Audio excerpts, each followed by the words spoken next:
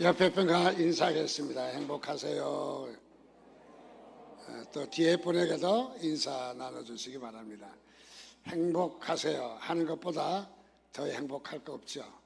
그리고 행복하세요 하면 기분이 참 좋습니다. 하는 사람도 기분 좋고 또 듣는 사람도 기분 좋고, 그래서 행복이라고 하는 것은 우리에게 복이다. 그야말로 큰 축복이다. 오늘도 여러분 각 가정과 여러분의 일터 위에 하나님의 행복이 가득하시기를 주님의 이름으로 축원드립니다. 그래서 행복이라는 말과 동행하는 말이 있는데 그 말은 웃음이라고 합니다. 행복한데 질질 짜지는 않죠. 또 웃는데 불행한 사람은 없죠. 웃고 좋은 일이 있으면은 바로 또 이렇게 행복하고 또 좋은 것입니다. 그래서 우리는 이 행복이라는 것과 웃음이라는 것은 한 길을 가는 그 자전거 그 수레바퀴의 양 그 축과 같다. 그래서 행복하면 웃음이 있고 웃으면 행복도 있다. 그래서 웃음과 행복은 같은 동전의 양면과 같다 하는 생각을 갖습니다. 또 행복한 얼굴, 웃는 얼굴에는 침을 뱉지 못한다 하는 말도 있습니다. 그만같이 행복해하는 사람을 억지로 끌어내릴 수가 없다, 또 눌릴 수가 없다 하는 말이 되겠죠. 행복이란 그야말로 또 우리에게는 큰 복이다 하는 것을 말해주고 있습니다. 행복하고 웃음이 가득하면 보기 도 참 좋아요. 아무리 잘생겼다 할지라도 인상 빡 쓰고 있으면 별로 보기 안 좋습니다. 여러분들 남에게 보기 좋은 사람 되시기를 주님의 이름으로 축원드립니다. 저 많이 웃으셔야 합니다. 많이 웃으면은 좀 기본 구조가 좀 딸린다 할지라도 훨씬 잘생겨 보여요. 그런데 잘생겼는데도 불구하고 인상 팍 쓰고 다니면 남도 기분 나쁘고 자기도 기분 나쁘고 서로 불편한 거죠. 그래서 우리가 행여나 성형수술을 좀 계획하고 계시는 분이 있다면 제가 해드릴게요. 그리고 웃으면 됩니다.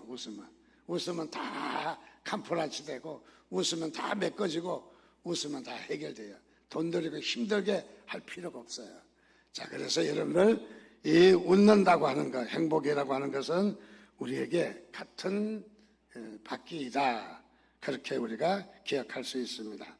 우리가 웃으면은 우리의 안면 근육이 100여 개 이상이 활동을 한대요. 그리고 활동을 해서 세포가 건강하게 되는 거죠. 그래서 웃으면은 몇백 개의 세포가 움직여서 활동을 하는데 짜증을 내거나 원망을 하면은 몇 개밖에 움직이지 않는데 한번 해보십시오. 하하 웃으면은 벌써 뭐 다 근육이 이완되고 다 좋잖아요. 그런데 성질 팍 내보십시오. 그래서 요게 몇 개밖에 근육이 움직이지 않는 것을 봅니다. 그 건강에도 좋지 않다는 거예요. 그래서 웃으면은 건강에도 좋고 웃으면은 우리에게 엔돌핀이 많이 솟아난다 하는 것을 말해주고 있습니다. 특별히 요즘 우리 TV에도 뭐 그냥 방송에도 주름을 잡고 있는 방송에 보면 되게 반려견이에요. 반려견. 우리 대통령까지도 반려견 때문에 난리가 나는데, 그래서 반려견에 대해서 좀 말씀을 하려고 생각합니다. 그래서 일부 반려견에 대해서 부정적인 생각을 가지고 계신 분도 계시고 또 찬성하는 그런 분들도 계시고 반려견을 또 실제로 많이 이렇게 이 반려견을 같이 생활하고 있는 인원수가 많습니다. 통계에 의하면은 우리나라 전체 인구의 30%, 약 1,400만이 반려견을 데리고 있다, 키우고 있다, 그렇게 이야기를 합니다. 그들 중에 88.9%, 그러니까 90%가 반려견을 어떻게 생각하느냐라고 물었더니 저는 뭐 저희 집에 개를 키운 일이 거의 없는데 어렸을 때 조금 뭐 이렇게 키우신 것 같은데, 그때는 집을 지키라고 이 마루 밑에다가 뭐 지표단 하나 넣어주면 거기서 자랐던 것 같은데, 그래서 우리는 뭐라고 생각하느냐? 집을 지키는 그저 개다, 또 도둑이 오면 짖어달라 하는 정도로 생각했지만은 요즘은 반려견을 그렇게 생각하지 않는다는 거예요. 반려견에 대해서 약 90%가 반려견 한 가족이다. 그래서 요즘은 반려견, 뭐 강아지, 개, 뭐 그런 말을 쓰지 않습니다. 단순히 가족이 일원이다. 그래서 가족하고 사람하고 구분이 되어지지 않을 정도로 반려견을 그렇게 많이 키우고 또 그렇게 다정하게 키우는 것을 많이 볼 수가 있습니다. 교회마다 우리가 예배를 좀 조용하게 잘 드리기 위해서 어린아이들의 우는 소리, 이런 소리를 좀 막아보자고 유아실을 만들었습니다. 그래서 유아실을 아이들 데리고 거기 가서 마음 놓고 예배를 드리라. 좀 애들이 울어도 예배에는 지장이 별로 없으니까 그래서 유아실을 만들었습니다. 오늘은 유아실에 사람이 없는 것 같네요. 자, 그래서 이 유아실을 만들었는데 요즘은 유아실만 만들어 갖고 안 된다는 거예요. 요즘은 반려견을 함께 교회로 오기 때문에 반려견을 데리고 가는 반려견실을 만들어야 되는데 걱정이라 어디를 만들어야 될지 지금 나는 어디서 뭐 옥상 위에서 만들어야 되나. 그래서 또 반려견을 만들어 놓으면 반려견을 들어갔다가 해피리만 설교할 때 왕왕왕 하면은 교인들이 무슨 개소리야. 그러면 또 저보고 그런 줄 알고 또 제가 마음이 약해가지고 적응을 안 될 것 같아요. 그래서 요즘 반려견을 동행할 수 있는 그런 교회 시설이 많이 있다라고 합니다. 그래서 이 반려견에 대해서 긍정적인 효과를 살펴보니까 첫째로 스트레스가 감소된다. 사람은 스트레스를 완화시키고 불안감과 외로움을 해소시키는데 반려견이 도움을 많이 준다. 두 번째는 반려견을 통해서 위기 대처 능력이 있다. 우울증, 외상 후 스트레스, 장애 또는 반려견과 접촉했을 때 완화되는 그런 일이 있다. 또 세 번째는 반려견을 긍정적인 효과는 활동량이 증가된다. 개를 데리고 산책을 시켜야 되기 때문에 자이든 타이든 어쨌든 나가서 운동을 하게 된다. 그런 말을 합니다. 네 번째로는 사회성이 향상된다. 반려견과 산책하다 보면 서로 호감을 가지고 인사를 나누고 그리고 서로 사회성이 더 이렇게 정대된다. 그 다음에 반려견을 통해서 장점은 행복 호르몬이 증가된다. 반려견을 기르다 보면 옥시톡신이라고 하는 이 분비물이 행복감을 주는데 그 옥시톡신이 증가돼서 분비되게 된다. 그리고 반려견을 통해서 노인 인지 기능과 상호작용이 일어난다. 장애인이나 또는 노인들의 인지 기능을 도와준다는 그런 좋은 측면이 많이 있는 것도 사실입니다. 그러므로 우리 반려견에 대해서 너무 또 무시하면은 요즘 시대에 맞지 않는 핀잔을 듣는 그런 경우가 없지 않아 있을 것 같습니다. 그러나 또 반려견에 대해서 부정적인 생각을 가지는 분도 적지 않다. 동물과 사람이 구분이 안 된다. 요즘은 반려견과 그 가족들이 구분이 되지 않고 이렇게 한 가족으로 취급하기 때문에 온갖 그 여러 가지 구분질 수 없는 그런 행동들이 많이 있다. 또 배설물 처리 또는 동물과 의사소통의 미비로 전염병 발생 또는 심지어는 털이 날려서 위생에 좋지 않는 일, 또 그 외에도 반려견에 대해서 주위 사람들이 물리거나 또는 애를 먹는 경우가 좀 있다. 그러나 반려견 주인은 하는 말이 안 물어요. 물지 않아요. 이거는 물지 않는 게예요. 그렇게 말하지만은 주인이 안 물지. 주인이 무는 사람이 어디 있어. 신방 갔는데 혹시 반려견이 있으면 저 방에다 좀 잘 넣으시기 바랍니다. 목사님 안 물어요. 염려하지 마세요. 자기는 안 물지만은 남 모르는 사람 문단 말입니다. 그래서 반려견을 잘 관리해야 해야 된다 하는 말씀을 드립니다. 자, 그래서 우리 이 반려견을 우리는 잘 장점과 단점을 잘 살려서 서로가 오해하거나 또 서로가 어려움이 없기를 바랍니다. 특별히 여러분 반려견을 키우고 계십니까? 이 반려견이 이렇게 밤늦게 들어와도 꼬리를 치고 언제든지 부인은 일어나 보지도 않는데 반려견은 쫓아 일어나서 짤랑거리고 달려와서 늦게 들어오는 남편을 잘 맞이한다고 그래서 요즘은 아내보다 반려견이 훨씬 인기가 있다고 그럽니다. 그래서 이 반려견을 우리에게 그렇게 꼬리치고 달려오지만은 또 이 생각해보면 반려견은 꼬리치고 달려올 뿐이지 웃지는 못하거든요. 웃음을 주지는 못해요. 그래서 반려견은 웃음을 주지 못하다. 여러분, 이 반려견을 강아지라고 그러는데 어떤 분은 집에서 반려견을 키우는 분도 있고 어떤 분은 또 강아지를 키우는 분도 있더라고요. 어떤 강아지? 손주 강아지. 손주 강아지를 키우는 분들이 많더라고요.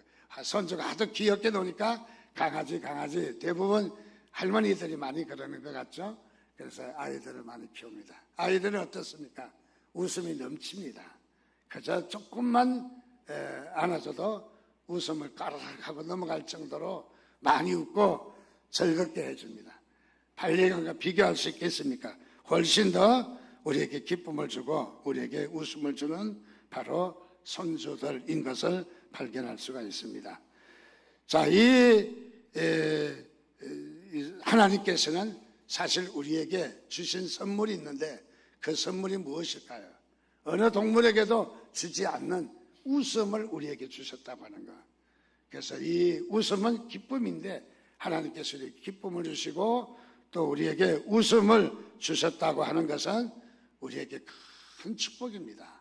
여러분, 하나님이 주신 웃음 많이 웃으시기를 바랍니다. 어떤 교회는 그런 교회가 있어요. 우리에게 주신 웃음을 웃자, 은사로서의 웃음 해서 웃음을 좀 억지지만은 웃음을 웃게 합니다. 그러다 보니까 웃다 보니까 마음도 완화가 되고 또 우리가 짜증난 스트레스도 해소가 되어지고 또 실제로 웃음을 회복하기도 하고 어떤 사람은 웃지 못하는 사람이 있더라고요. 웃는 건지 우는 건지 구분이 안 되게 인상을 팍 쓰고 있는데 여러분 웃음을 회복하시기를 바랍니다. 하나님이 주신 선물인 것을 믿으시기 바랍니다. 기독교는 한마디로 정의한다면 무엇일까요? 그건 희망의 종교입니다. 또 다른 말로 하면 기독교는 바로 웃음의 종교입니다. 즉 웃음이 있는 종교입니다. 그래서 우리도 주님께 웃음이 되기를 주님의 이름으로 축원드립니다. 예배 때 우리가 어떻게 해야 될까요? 좀 많이 웃었으면 좋겠어요. 웃는 것은 바로 은혜가 그만치 있다는 것이고 웃는다는 것은 그만치 상호작용이 잘 일어나고 있다는 것을 우리에게 말해주는 부분입니다. 우리는 좀 우리의 문화가 예배를 경건하게 드려야 된다. 그래서 굉장히 엄숙하게 드립니다. 그래서 음식과 거룩이 하나로 묶여졌어요. 그래서 우리 한국교회는 예배가 굉장히 무겁습니다. 굉장히 엄숙합니다. 그래서 우리는 서로 옆에 분들과 인사도 안 합니다. 예배 끝날 때까지 오로지 하나님만 바라본다고 딱 지키고 있어요. 여러분 늦게 오셨지만은 옆에 분하고 간단하게 인사라도 좀 나누시고 또 예배 때 서로 이렇게 미소로 옆에 분을 봐주면 얼마나 좋겠어요. 근데 아주 그냥 근엄하게 딱 엄숙하게 앉아 있으면은 옆에 분도 좀 민망할 때가 없지 않아 있는 것 같습니다. 자, 그래서 우리는 이 예배가 하나님은 참으로 웃으면서 기뻐하시면서 예배를 받으셔야 되는데 우리는 그렇게 예배하지 못하고 있다. 특별히 성찬식 때 보면은 우리는 지금부터 성찬식 하겠습니다 하면 가운을 입고 그리고 또 이 준비 찬송을 부릅니다. 찬송가 144장 부르고 예수 나를 위하여 십자가를 질 때 그동안 웃었던 우리의 미소가 싹 사라지고 전부 다 근심과 걱정으로 쫄아가지고 그냥 그래서 거름하게 앉아있는 게 우리의 현실입니다. 사실 우리 성찬식의 의미가 두 가지가 있는데 하나는 십자가의 의미가 있어요. 우리를 위해서 고난받으시고 십자가에서 죽으시고 우리의 죄를 깨끗하게 하신 참으로 이 십자가의 은혜가 성찬식에 담고 있는 예식입니다. 또 하나는 이 성찬식에 담고 있는 의미는 부활입니다. 주님께서 부활하셨다. 죽음의 권세를 이기시고 부활하셨다. 우리도 부활할 것이다. 그래서 부활에 대해서 이 의미를 담고 있습니다.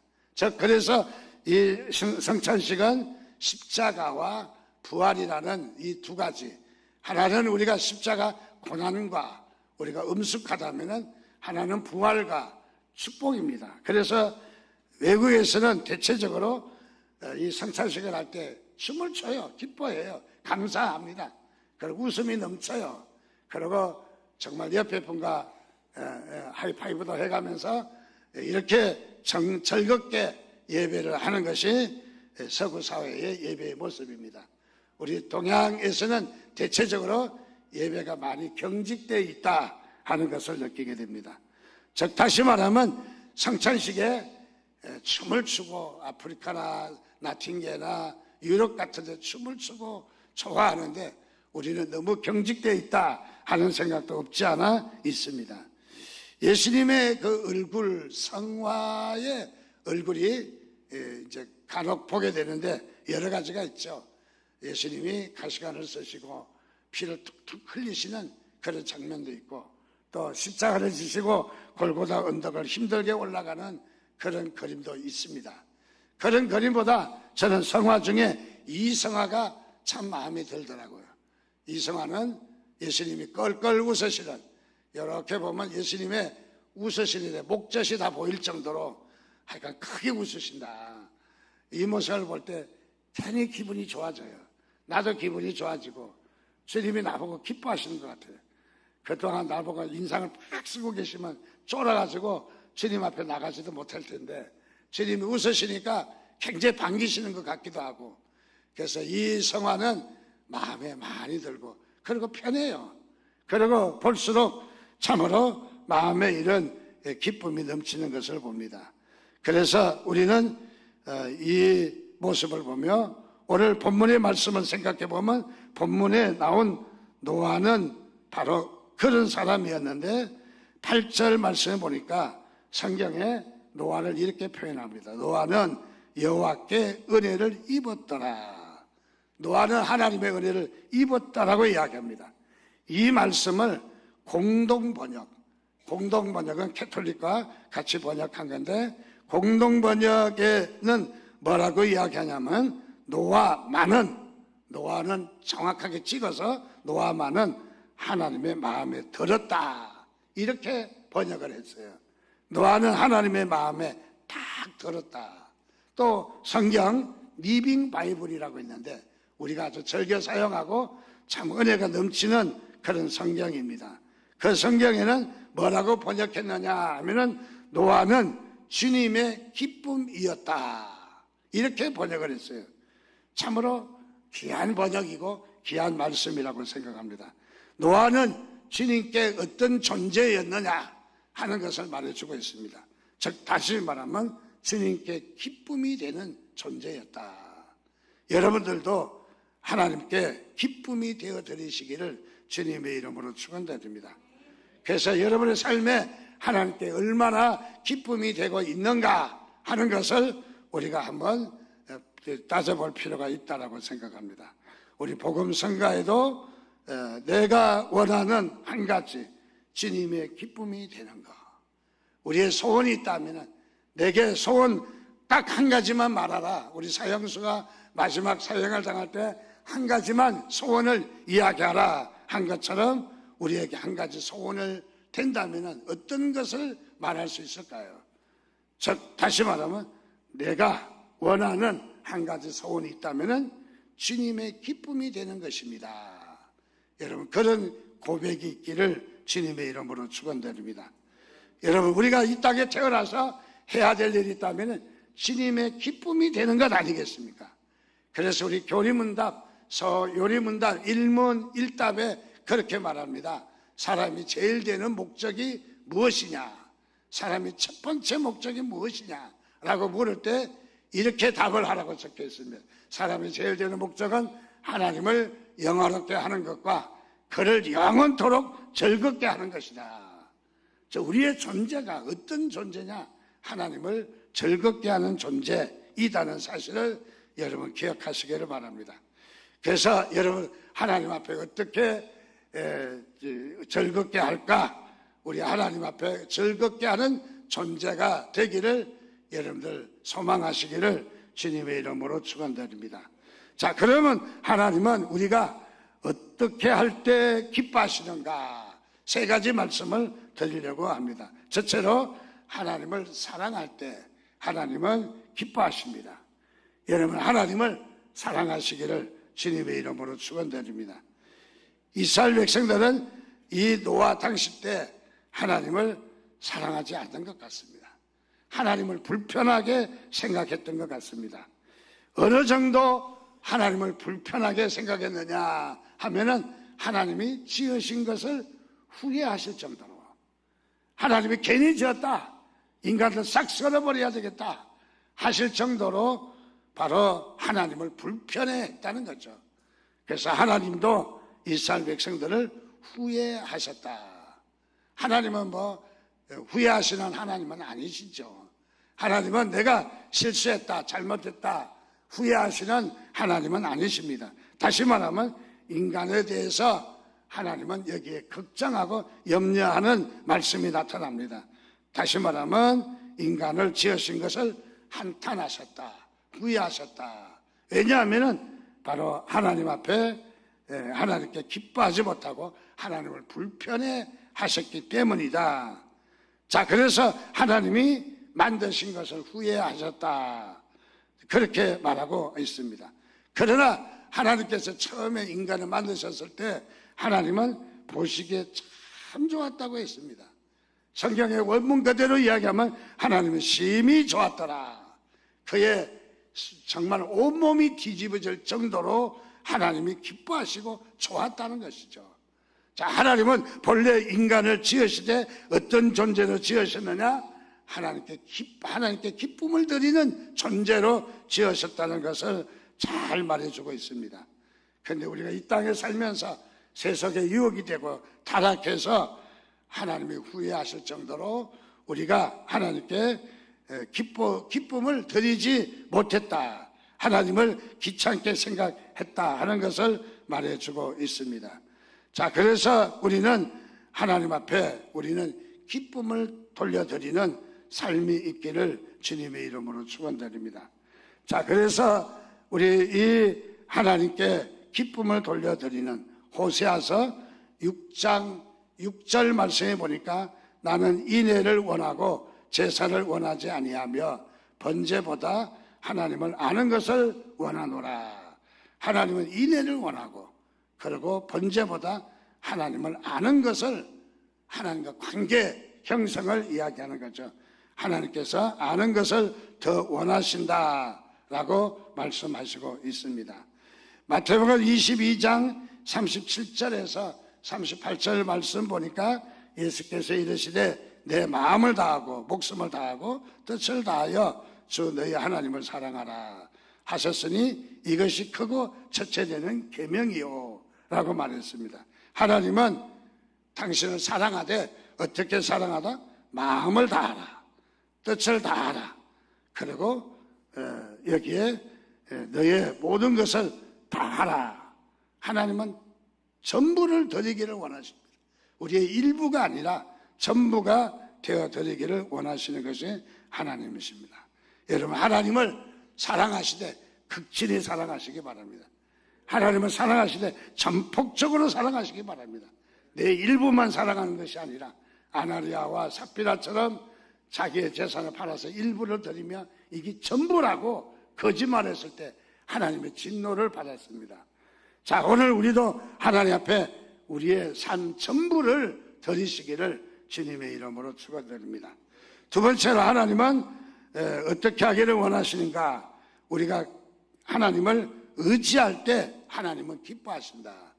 여러분, 하나님을 전적으로 의지하시기를 주님의 이름으로 축원드립니다. 어떤 사람이 양다리 거친다고 그러죠. 양다리, 그냥 배에 돛담배에 양다리를 거쳐 보십시오. 배가 옆으로 점점 벌어지면은 내 가라지도 찢어집니다. 자, 한쪽에 이쪽에 있든지 분명하게 선택을 해야 될 것입니다. 자, 우리가 양다리 거칠 수는 없는 것이죠. 우리는 한 다리는 세상에, 한 다리는 하나님께. 그래서 우리가 하나님 믿는 것처럼 보이지만은 결국은 다리가 찢어진다는 것입니다. 자, 하나님은 우리가 전적으로 온전히 전부를 다해서 하나님은 당신을 의지하기를 원하시는 하나님의 모습을 봅니다. 히브리서 11장 7절, 믿음으로 노아는 아직 보이지 않는 일에 경고하심을 받아 경외함으로 방주를 준비하여 그 집을 구원하였으니 이로 말미암아 세상을 정죄하고 믿음을 따르는 의의 상속자가 되었느니라. 우리 한번 이 노아를 생각해 보면 방주를 잘 준비해서 그와 그의 식구들까지 구원하는 큰 축복을 받았습니다. 그리고 방주를 100여 년 동안 방주를 짓는 일을 꾸준하게 했습니다. 얼마나 100년 동안 온갖 그 여러 가지 이야기를 다 듣지 않았겠습니까? 그 모든 비난, 그 모든 구설수에 오르면서도 끝까지 방주를 잘 지었다. 하면 노아는 순종할 수 없는 이유가 너무너무 많았을 것입니다. 노아는 첫째로 하나님을 의심하고 순종하지 아니할 수 있는 이유가 첫째로 비를 한 번도 본 적이 없어요. 요즘 우리 소낙비가 아주 엄청나게 내리치는데 노아도 비를 구경한 일이 없어요. 이스라엘은 구경한 일이 있었겠지만은 비를 구경한 일이 없습니다. 그래서 비가 많이 온다 하는 말이 개념이 들어지가 않아요. 비가 어떤 게 많이 오는 건지, 비가 많이 오는 비에 대해서 경험한 사람은 비가 많이 온다 그러면 아이고 비가 많이 오면 산사태가 나고 그 다음에 겨울에 계곡에 물이 불어 사람이 떠내려가고, 그래서 위험에 대해서 염려하고 걱정하지만은 노아는 뭐 굳이 걱정할 필요도 없어요. 그런 일을 당해본 적이 없기 때문에. 그런데 노아는 그럼에도 불구하고 하나님 앞에 순종하고 하나님을 의지했다. 두 번째로 노아는 바다 가까이에 살지 않았습니다. 산에서 살았기 때문에 바다하고 멀리 떨어진 그런 곳에 살고 있었습니다.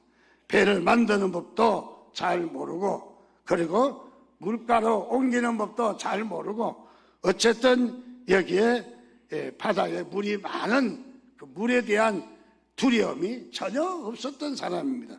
본 일이 없기 때문에. 자, 그래서 이 물로 심판하겠다 하는 말도 노아에게는 그렇게 익숙한 말이 아니에요. 또 개념이 들어오는 그런 말이 아니었습니다. 세 번째로 노아는 어떤 사람입니까? 동물들을 관리해 본 일이 없어요. 근데 노아가 타잔도 아니고 아아 소리 지르면 막 코끼리도 오고 사자도 오고 호랑이도 줄지어서 쫙 들어오면 얼마나 좋겠어요. 그런데 노아가 하는 일이 그렇게 쉬운 일은 아니었을 거예요. 그런데 노아가 동물들을 다루고 동물들을 다 이렇게 암수 짝을 지어서 방주 안으로 들였다고 하는 것은 노아는 할 수 없는 참으로 어려운 일을 했다 하는 것을 우리는 말할 수 있습니다. 즉 노아는 할 수 없는 일을 잘 감당했다. 할 수 없는 일을 핑계대지 않았다. 우리는 종종 사회생활 하면서 조금만 어렵고 힘들어도 핑계대고 불평하면서 하지 않는 쪽을 택하려고 하지만은 노아는 그러지 아니했다. 노아는 오로지 순종했다. 말이 되지 않아도, 형편이 되지 않아도 순종했다 하는 것을 봅니다. 시편 147편 14절 말씀에도 여호와는 자기를 경외하는 자들과 그의 인자심을 바라는 자들을 기뻐하신다. 하나님을 경외하는 자들과 하나님의 인자심을 바라는 자들을 좋아하시고 기뻐하신다고 이야기합니다. 즉 노아를 두고 하는 말입니다. 노아가 어떻습니까? 노아가 순종할 수 없는 이유가 많이 있었음에도 불구하고 순종했다. 그리고 그랬더니 하나님께 기쁨이 되었다 하는 것을 말해주고 있습니다. 우리는 종종 신앙생활 하면서도 때에 따라서 우리는 자신이 불편하면 우리가 하나님께 순종하지 않는 예도 우리 주변에서도 많이 볼 수 있습니다. 한 모퉁이를 돌아서 운전하고 오는데 그만 교통경찰관이 붙잡아서 딱지를 뗐습니다. 교회 가다가 딱지를 일찍 새 옷을 입고 마음을 단장하고 그리고 교회를 가는데 딱지를 탁 떼면 여러분 주님께 영광 돌리며 교회 올 수 있겠습니까? 어떤 사람은 그냥 돌아서서 집으로 가는 사람이 있다고 그래요. 우리 교회는 없지만은 딴 교회는 많이 있다고 그래요. 자, 그래서 얼마나 짜증내고 불평하고 원망하지 않겠습니까? 또 들어가서 우리가 마음 잘 가다들고 교회 오는데 불편한 소리가 들어와서 다툼을 가졌다면은 역시 이겨내고 그래도 맞아 교회 가야지 하고 교회 오는지 아니면은 돌아서 가는지. 자, 하나 이 성경에 바로 이 노아는 그런 불편한 일이 있음에서도 불구하고 내 입맛에 맞지 않는 이 순종은 순종이 아니라는 거죠. 내 입맛에 맞는 순종은 순종이 아니라는 거예요. 내 입맛에 맞지 않아도 순종하는 것이 그것이 참 순종인 것을 노아를 통해서 우리에게 잘 가르쳐주고 있습니다. 시편 100편 2절에 기쁜 마음으로 순종하라. 여러분 어려움이 있어도 기쁜 마음으로 순종하시기를 주님의 이름으로 축원드립니다. 자, 그래서 우리는 세 번째로 우리가 하나님께 기쁨이 되어 드리려면은 예배 드릴 때 하나님께서 기뻐하신다. 하나님은 예배 드리는 자를 좋아하시는 것을 믿으시기를 바랍니다. 그래서 우리는 예배가 생명입니다. 우리는 예배는 선택사항이 아니라 예배는 우리가 반드시 드려야 될 이건 필수사항입니다. 그래서 예배하지 않는다 하는 것은 그거는 믿음 생활하지 않는다 하는 말과 동일합니다. 어떤 사람은 그럽니다. 목사님, 우리 남편이 훨씬 저보다 믿음이 좋아요. 우리 남편은 성경도 많이 읽고 몇 번이나 성경을 읽었고 요즘은 성경을 쓰는데 저보다 성경을 다 정성을 다해서 잘 씁니다. 그래서 우리 남편은 믿음이 저보다 훨씬 좋습니다. 아닙니다. 예배를 드리지 않는 것은 그건 믿음 생활을 하지 않는 거예요. 자, 우리가 믿음 생활은 예배입니다. 곧. 자, 우리가 지식적으로 아무리 성경을 잘 쓰고 성경을 아무리 많이 암송을 한다 할지라도 그것은 하나님을 경외하는 것이 아니라는 것이죠. 자, 그래서 우리는 하나님 앞에 우리가 하나님을 경외하고 하나님을 예배하는 일이 얼마나 중요한가. 자, 그래서 오늘 성경에 보니까 노아는 어떤 사람이었느냐. 하나님께 예배하는 사람이었어요. 가는 데마다 구구절절히 하나님께 예배를 했다는 것을 말하고 있습니다. 창세기 8장 20절 말씀에 보니까 노아가 여호와께 제단을 쌓고 모든 정결한 짐승과 모든 정결한 새 중에서 제물을 취하여 번제로 제단에 드렸더니 라고 이야기합니다. 즉 노아나 아브라함이나 성경의 인물들 한결같이 보면 하나님께 예배하는 일을 소중히 여겼다는 거죠. 여러분 예배를 경솔하게 여기지 않기를 바랍니다. 예배를 여러분들 마음을 다해서 하나님께 예배하시고 그 예배 가운데 우리가 있다는 것은 얼마나 중요한지 모릅니다. 시편 69편 30절에서 31절에 보니까 내가 노래로 하나님의 이름을 찬송하며 감사함으로 하나님을 위대하시다 하리니 이것이 곧 불과 굽이 있는 황소를 드림보다 여호와를 더욱 기쁘시게 함이 될 것이라. 자, 여기에 예배에 찬송하고 노래로 또 하나님의 이름을 찬송하고 감사함으로 하나님은 위대하시다 하리니 하나님 앞에 예배하는 모습을 잘 그려주고 있습니다. 그렇습니다. 하나님은 무엇을 받기를 원하시냐? 예배를 받기를 원하십니다. 여러분 예배의 몫은 것이야 합니다. 내가 예배에 오늘 성공할 거냐? 아니면 예배에 무너질 거냐? 우리의 성공의 굉장한 기로인 것이죠. 그래서 예배를 소중하게 여러분 여기셔서 예배에 여러분들 마음을 쏟으시기를 주님의 이름으로 축원드립니다. 그래서 우리 하나님은 하나님을 사랑할 때 기뻐하십니다. 하나님을 의지할 때 기뻐하십니다. 하나님께 예배할 때 기뻐하십니다. 그래서 우리에게 소원이 있다면 하나님을 기쁘시게 해드리는, 우리에게 평생 소원이 다른 것 많이 갖지 못해도 하나님께 기쁨을 드리는 바로 그런 소원이 여러분에게 있기를 주님의 이름으로 축원드립니다. 기도하겠습니다. 우리 한 목소리로 하나님 앞에 주님께 간구하며 기도할 것은, 하나님이여, 우리가 주님께 기쁨이 되어드리는 존재가 되게 해달라고, 우리의 모든 삶이, 우리의 소원이, 우리의 내 평생 소원이 주님께 기쁨이 되기를 원한다고 우리 고백하는 시간 갖겠습니다.